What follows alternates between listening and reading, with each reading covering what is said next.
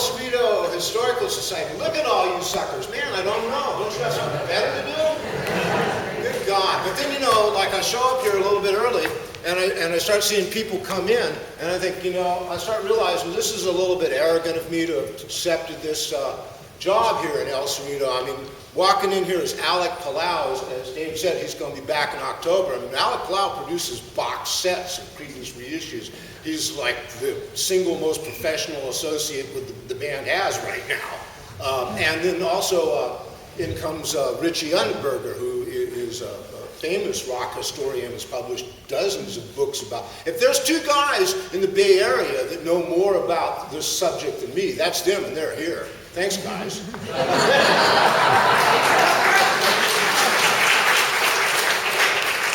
And here's Peter Albin, one of the starters of the entire whole deal here in San Francisco. He was the bass player in Big Brother and the Holding Company.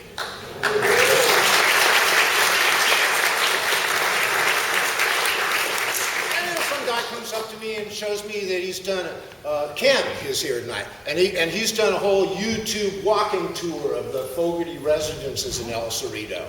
There he is, yeah. I mean, I'm sure there's people here that went to grade school with these guys. We might have Stu Cook's cousin here. I don't know what I'm doing, but you know, I'm going to go ahead with this. And it is so that I did spend some time with these guys and did come to them. Hit the first picture. And here's the mic. So I took this picture. And you can tell because it's out of focus. I'm a writer. But that's 1970 at the Factory, which was down on 5th Street by Gilman. That was their rehearsal hall. And that's their equipment truck behind them. In 1970, Creedence Clearwater Revival was the biggest rock band in the world. Worldwide, global phenomenon. In 1969, the year before, that was the final year the Beatles were in business. Creedence Clearwater outsold the Beatles that year. In 1969, Creedence Clearwater started the year in January by releasing a single called Proud Mary. Over the course of 1969, they would not only have 4 or 5 top 10 records, but they would put out 3 million-selling albums. Can you imagine that? 3 million-selling albums in 1 year. Was a Beyonce album come out every like 3 or 4 years? What happened if Beyonce put out 3 hit albums in 1 year? My God, everybody would be, you know, it's an unprecedented thing. And it was amazing. I mean, just think about 1969, Bayou Country, Green River, Willie and the Poor Boys, Abbey Road, Let It Bleed, Led Zeppelin 1 and 2, Tommy, Sly and the Family Stone, Stand, first Santana album, good records. 3 Creedence Clearwater albums. So, at this point, they were rehearsing for their 6th album, Pendulum, which was, and Cosmo's Factory, their previous album, had just been the most phenomenally successful album of its time, and they were getting their heads turned right and left by the amount of success they had. A lot of rock bands out of San Francisco did well in the United States in those days, but these guys were huge in Latin America, in Europe, in Australia, in Asia.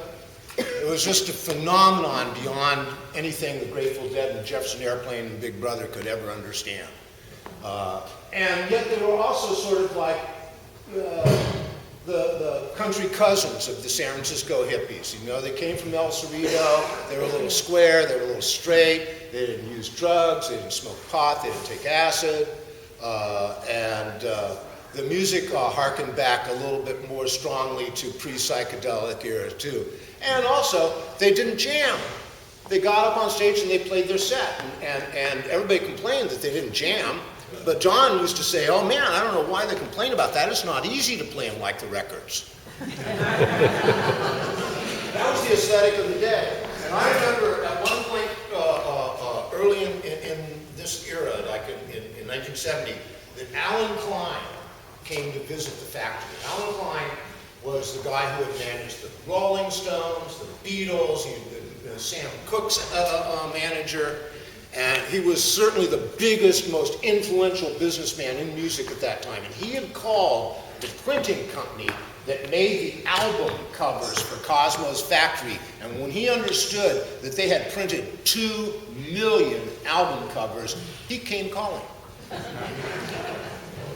Now, this is also a point of great upheaval in the band, both within the band and outside the world, with their record company and all that. Now, the band has no management, no major business affiliations.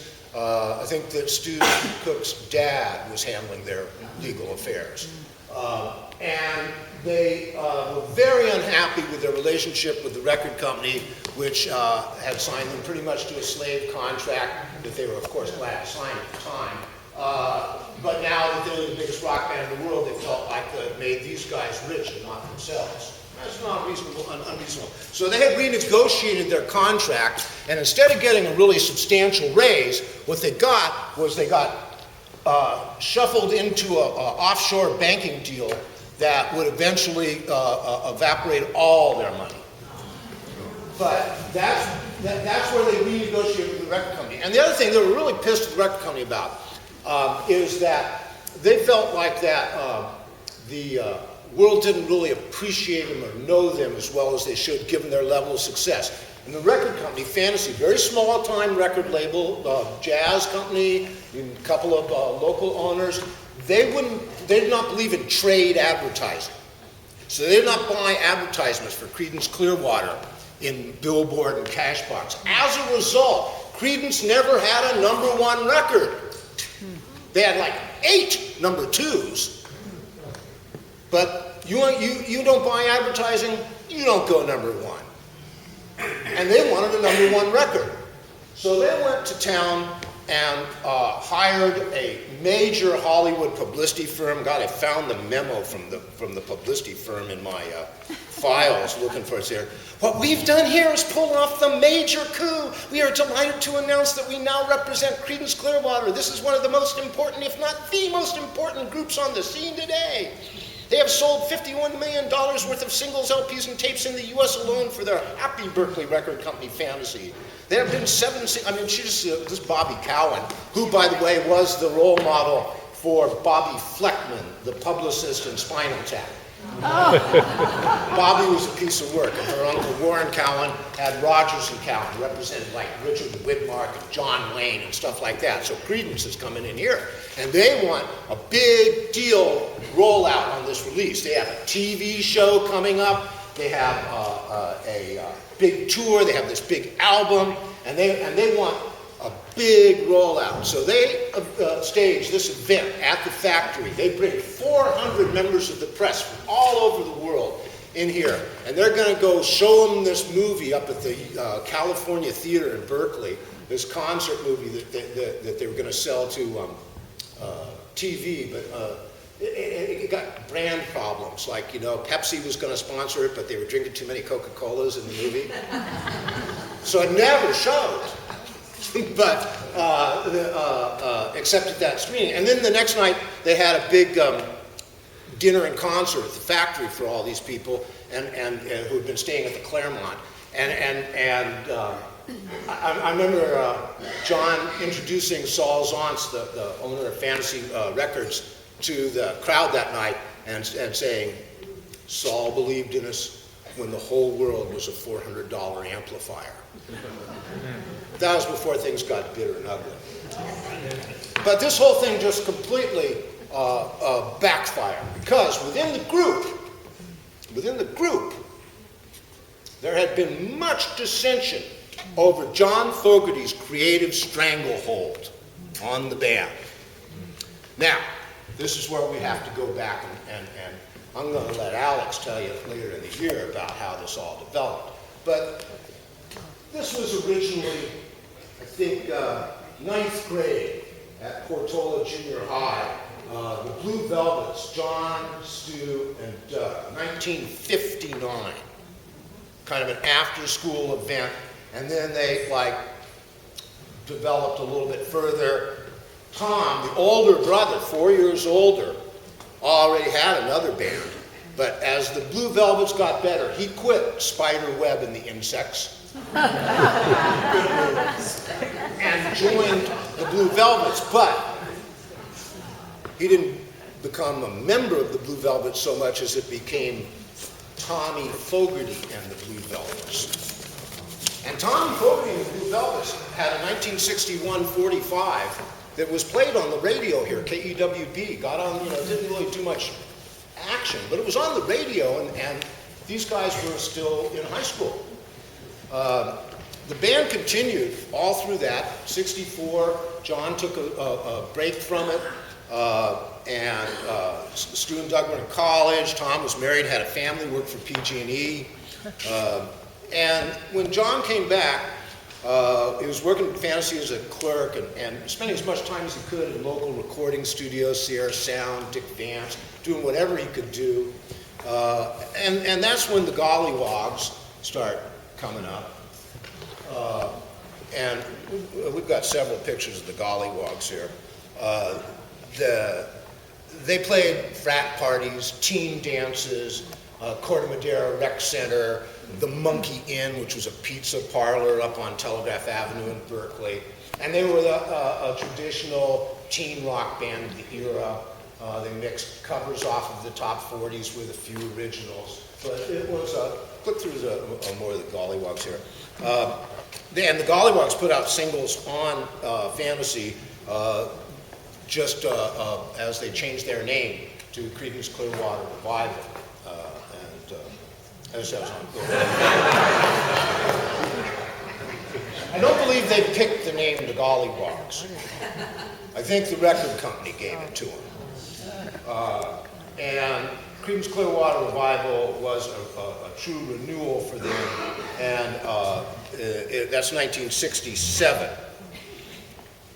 1968 was the beginning of Creedence in the Bay Area, playing the Fillmore. Well, that came a little bit later.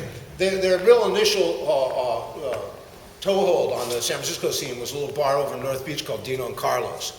And that's where I first saw the band there. I think there were about 40, 50 people there. And they were playing, and they had this old Dale Hawkins song in their set called Susie Q that went on and on and on and on and on.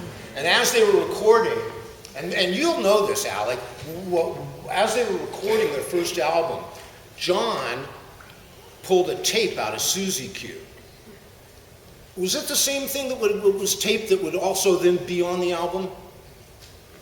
Yeah, so he had this in the can, and he took the tape over to KSAN, the underground radio station, who were very open to the local music community at that time, and they listened to this thing and just flipped, and they started slamming Susie Q, and instantly this band went from 30 people at Dino and Carlos to second build at the Fillmore. I think we've got some Fillmore posters here. That's, yeah, there we go. Creedence Clearwater, that's a little bit later. They're headlining over Jethro Tull, another one. There's Fleetwood Mac, Albert Collins, I think that was a good show. Another one. It's a Beautiful Day, Steppenwolf, okay. And then this one, I love this one, because this one, I remember this weekend. Because you see that Who thing? Yeah. That's Tommy! Yeah. That was 2.5 hours, that was 3,000 people crammed into the Fillmore West. And you couldn't believe it. And then Creedence, I think that's their first headline job with It's a Beautiful Day to Albert Collins. And then the death of Linus Over Quicksilver. What a week that was, a couple weeks that was.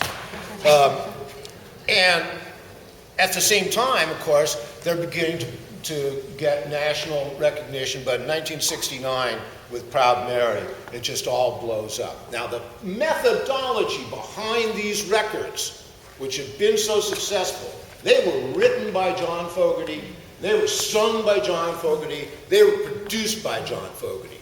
The way it worked was the band would get together and they would rehearse the songs. the 4 instrumental parts. The other 3 guys didn't know the titles, didn't know the lyrics, didn't know the melodies. They would go into the studio, they would do the tracks like a drill squad. And then the other 3 guys would leave, and John would stay there. He'd sing all the vocals, he'd do all the overdubs, he'd add anything he wanted. He played all kinds of crazy stuff on Creedence records. You know, saxophone before he knew how to play it, really. And then he would mix it and play it for the band. So that, you know, if you ask Stu and Doug, as I did, when did they know the first time that they'd really made it? They said, oh, when John played his Proud Mary. So by the time they're getting ready, you can flip out of the Fillmore stuff now, to go to the, record the Pendulum album, their dissension has really reached a tremendous peak. And the other guys in the band are wanting to have creative contributions. They're having problems with the yoke that John's put on them. And he goes, okay. Under great pressure, he goes, okay, you guys can write songs too. You guys can, you know, but not this album. The next one. And, hit. You know. Yeah, that was one of 3 top 10 singles. That was a 2-sided single. And now that's Japanese, and this is all in 1969. Gomar, that's Latin America and Mexico, and that's in the studio, recording Pendulum. Come on, I want to go to a color photo. Yeah. Come on, that's good. That's Wally Hyde. Okay, so that's another photo I took. Again, out of focus. But this is interesting because that's him, that's John sitting at a Hammond B3 organ and rehearsing the Pendulum tracks. On Pendulum, John played organ. He was shifting the sound of the band. He had a handful of songs that he wanted to include that he was certain were going to continue the success of the band.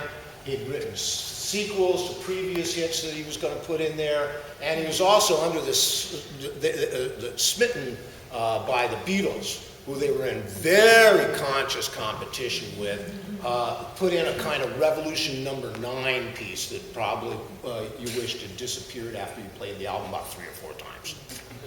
And I remember how intense John was at this period, because he had given up this creative control of the band after. And so he was in this lame duck period, driving this publicity campaign, this battle against the record company. And I remember saying, I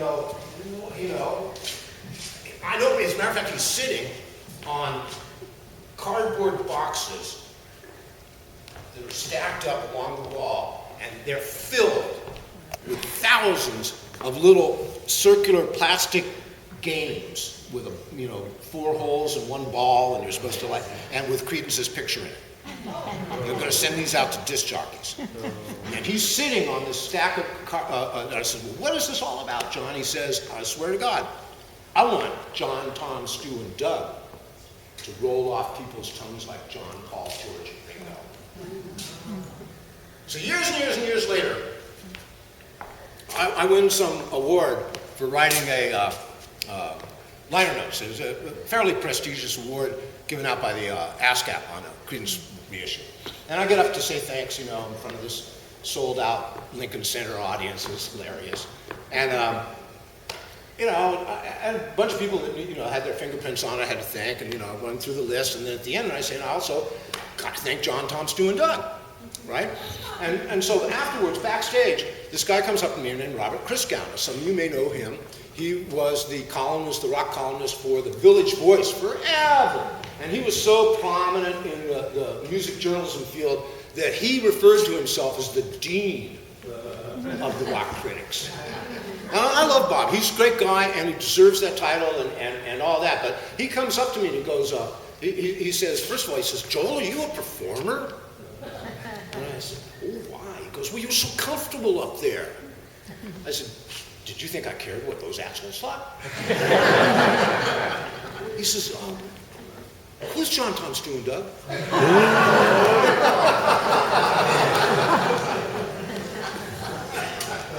So in December of 1970, they have this huge party. They celebrate the release of Pendulum.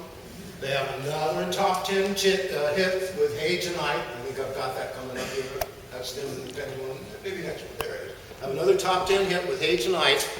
And in, that's December. In February, Tom Fogerty announces that he's leaving the group.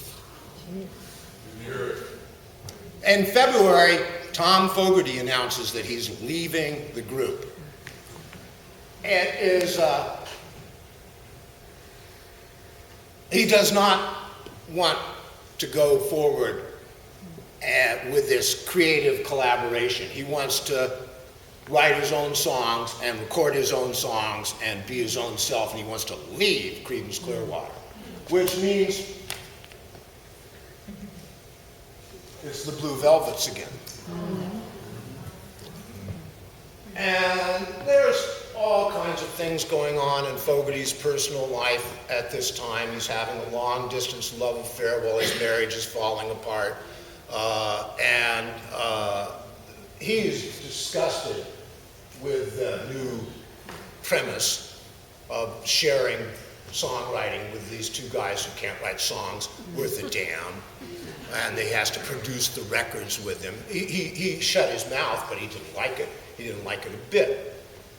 Next one. And they had another top 10 hit in '71 with Sweet Hitchhiker. There's more Blue Velvets. Yeah, right there. So that's John in an absolutely vivid turquoise suit with hair swept back off his head like Elvis. And it's the first show that they've done since the Night of the Generals at the Cosmos. First time that the three of them are coming out, and it's the final closing night at the Fillmore West. And they were a secret attraction. They had not been announced. And nobody even backstage knew that Creedence was on the bill that night. And I'm told that when these guys showed up and John walked through the backstage with that Elvis look and that turquoise suit, the whole place fell quiet. Like, wow, these guys are stars. The set went out on the radio. It's bootlegged, you can hear it. It's kind of fast and quick, and the tempos are off, and John seems a little bit stressed, but that was kind of the final apex. There would be a European tour, there would be a US tour, but John's heart was no longer into it, and I'm looking here because I have the release. Yeah, October 18th, 1972. Creedence Clearwater Revival, one of the best-selling groups in the history of pop music and creators of 7 gold LPs, 6 of which have sold over 1 million units and 8 gold singles, has decided not to record as a unit anymore. So that was it, 1972, the end of Creedence. The music lived on beyond anybody's wildest imaginations. And the problems that these guys, that founded these guys, would only grow worse after the Castle Bank and Trust in Nassau went out of business. There's a lot of, if you're interested about this stuff, there's a lot of good material. Fogerty's written his own book. He's got a lot of axes to grind, but it's I couldn't put it down. There's a couple of older books. Stuart Werner did an oral history. Hank Bordowitz did a biography. And there's an entire book by somebody named Penny Lerner, if I'm not mistaken, about the Castle Bank in Nassau.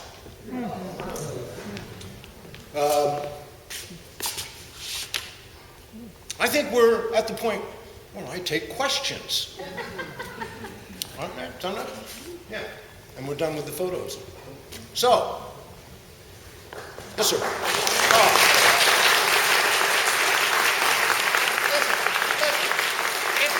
If I'd known there were going to be this many of you, I would have done some preparation.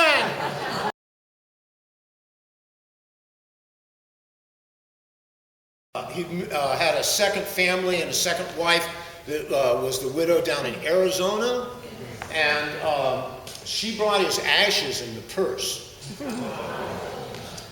But John wouldn't go anywhere near Stu and Doug. So there was no performance by Creedence Clearwater, and I'm not even sure if they were on stage together, were they? Yeah. They were? Yeah. So my dad is Tom, and my brother Jeff took the award for my dad on stage, and John did stand next to them. You're Tom's girl? Yeah, I'm Chris. I knew you I'm one of the twins.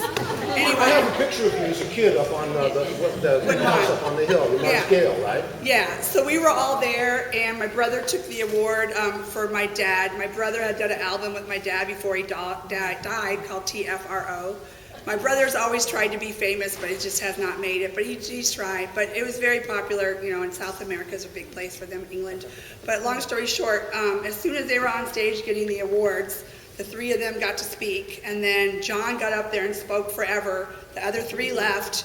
We all pulled out money and went out of the room and went to the bar, and we went and had drinks because he was going to perform with some other guys on stage and refused to perform with them. So I thought it was really a butthead move of his, and I was not happy. So when I went to my cousin's wedding later and I saw him, I walked up to him in person and confronted him about how I felt as myself only between me and him. I said, my relationship between me and you is you and me, but I'm not happy at your choice. This is much bigger than you, and you should have performed with them. And that my dad's probably flipping in his grave mad at you, and that how dare you not perform with the band. And he tried to make up some story, and I said, look, I love you because you're my uncle and you taught me to fly fish when I'm a kid, but I just can't deal with you anymore. I love you, and I gave him a hug. And then he's been anti-Fogarty ever since he met his new wife anyway, so we never see him or hear from him anyway. But I had to confront him because I just thought, what an awful thing for him to do when it's my only moment to ever see Creedence anything. I was 3 when they broke up, and you're acting like a jerk in front of me. I mean, just really awful of him. So I don't speak to my uncle, and none of us do. What's your name? Christine. Chris. Oh. Well, Chris.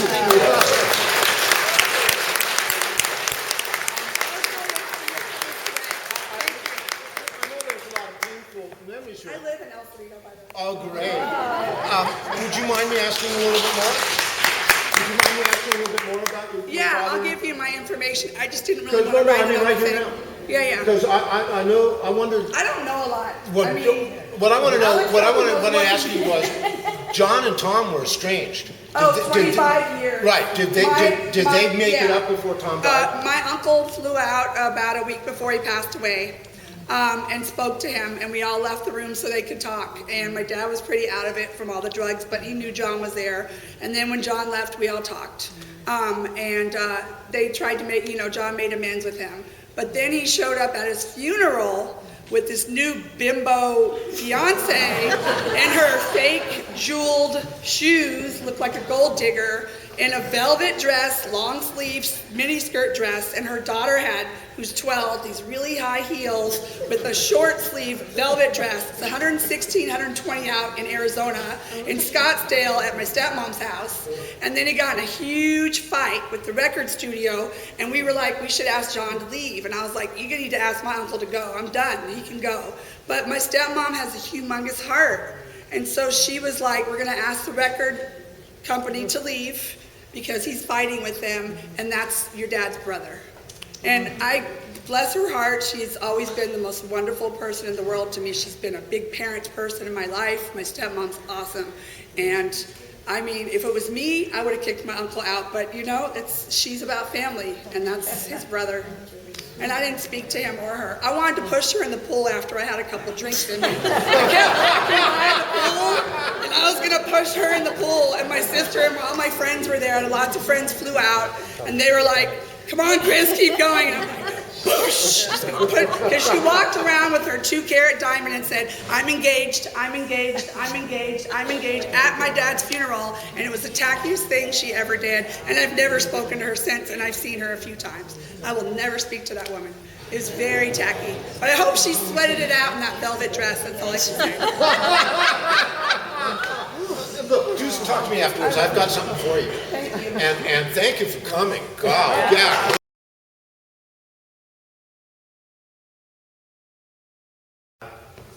It fell apart in the worst possible way.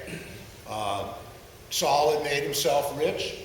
And by the way, Saul's money in Castle Bank had been withdrawn a couple of weeks before it went out. Oh my. Oh.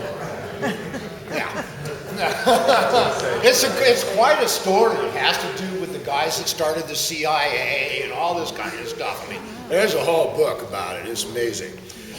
So Saul became John's mortal enemy. And that's where that Zants Can't Dance came from. And in order to get out of his record deal with Fantasy, which was pretty extensive, he had a lot of obligations, he signed away all his publishing rights to his past songs. So then he went ahead and made this next comeback record many years later, and the first thing that happens is Saul Zaentz sues him for copyright violation, saying that this new song, Old Man Down the Road, is really a plagiarized version of Run Through the Jungle. So John is accused of plagiarizing himself, and there's a huge trial. That was hilarious. I spent a lot of time at that trial over in the federal house, and I want to tell you, I'm not a lawyer. I'm not even close to a lawyer. I didn't even graduate high school, and I knew fucking more about copyright law than that judge.